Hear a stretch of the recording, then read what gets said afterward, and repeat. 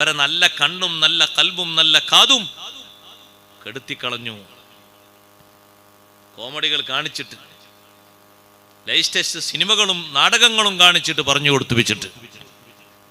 പഴയ കാലത്തൊക്കെ വല്യപ്പാരും വല്യമാരും കുട്ടികൾക്ക് ഭക്ഷണം കൊടുക്കുമ്പോൾ മുത്തുനബി സല്ലല്ലാഹു അലൈഹി വസല്ലമ തങ്ങളുടെ കഥകൾ ഇങ്ങനെ പറഞ്ഞു കൊടുക്കുകയാണ്.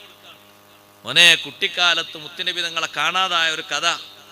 3-ാമത്തെ വയസ്സിന്റെ തുടക്കത്തിൽ ഹലീമ ബീവി റളിയല്ലാഹു അൻഹ കൊണ്ടുവരുമ്പോൾ, മക്കയിലേക്ക് കൊണ്ടുവരുമ്പോൾ കാണാതായ ഒരു കഥ. ആ ചരിത്രം ഇങ്ങനെ കേട്ട് കുട്ടി അങ്ങനെ ഭക്ഷണം കഴിച്ച് എപ്പോഴാ അത് തീർന്നതെന്നറിയില്ല, അത്രയും പെട്ടെന്ന്.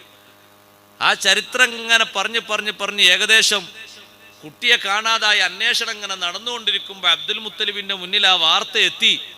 മക്കക്കാര് മൊത്തം തെരച്ചിലായി. ഭക്ഷണം കഴിച്ചു കഴിഞ്ഞപ്പോൾ കഥ അവിടെ നിർത്തി. ഉച്ചക്ക് ഭക്ഷണം കഴിക്കാനുള്ള ടൈമാകുമ്പോൾ കുട്ടി കാത്തിരിക്കാണ് ഭക്ഷണം കഴിക്കാൻ. വല്യമ്മാനെ കാത്തിരിക്കാണ്, ഭക്ഷണം കഴിക്കണം, ആ കഥന്റെ ബാക്കി കേൾക്കണം. രാത്രി അങ്ങനെ കാത്തിരിക്കാണ്.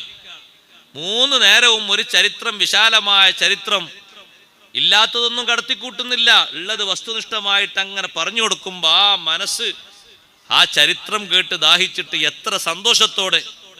പിന്നെ വർഷങ്ങൾ എത്ര കഴിഞ്ഞാലും ആ ഉമ്മാമ പറഞ്ഞു കൊടുത്ത, ആ വല്ലിപ്പ പറഞ്ഞു കൊടുത്ത, ഉമ്മ പറഞ്ഞു കൊടുത്ത ആ ചരിത്രത്തിന്റെ വിശുദ്ധി മനസ്സിൽ കെടാതെ ബാക്കിയുണ്ടാകും. അല്ലിമു ഔലാദക്കും മഹബ്ബത്തൻ നബി സല്ലല്ലാഹു അലൈഹി വസല്ലം. നിങ്ങളെ മക്കൾക്ക് നിങ്ങൾ 3 മഹബ്ബത്ത് പഠിപ്പിക്കണം.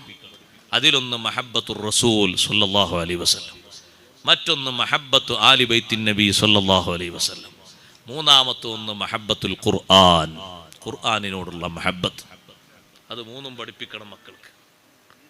അതിനാ മഹബ്ബത്തിന്റെ തലങ്ങളാകുന്ന ചരിത്രങ്ങൾ വായിക്കണം. ഒക്കെ കൂടി ഇപ്പൊ പറയാനൊന്നും കഴിയൂല, വായിച്ച് ശീലിക്കണം നമ്മൾ.